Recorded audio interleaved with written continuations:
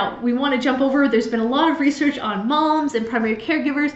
We want to say that there is a bit of a gendered effect. Most of the research is done on moms and women who are parents, but there is now a growing body of research on fathers and men who are parents. And we find there are some differences between fathers and mothers.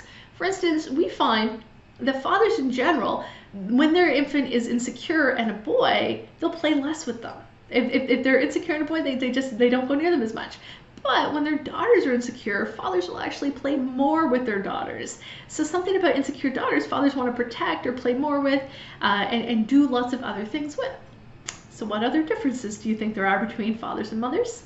Let's jump into it. We find that some comparisons are with the quality versus quantity.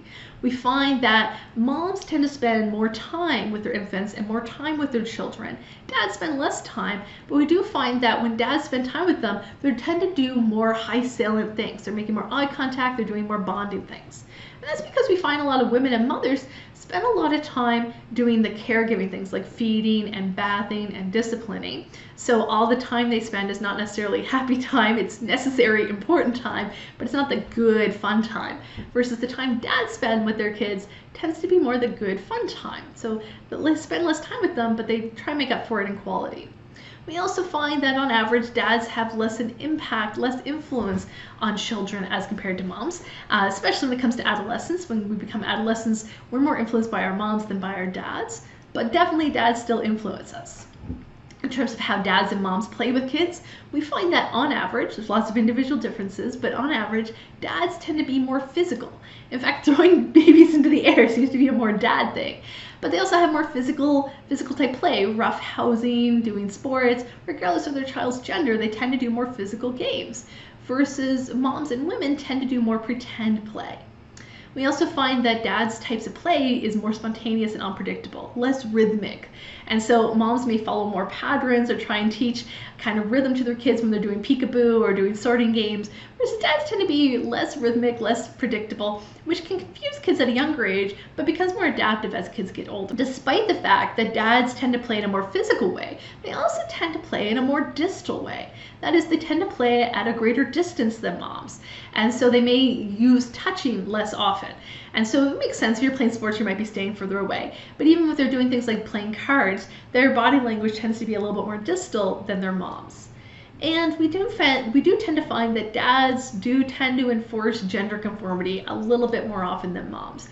Dads tend to do more masculine things with boys and more feminine things with girls and expect those things more often. Now, in terms to the father's impacts, we know that how a dad reacts and responds to their child definitely influences kids.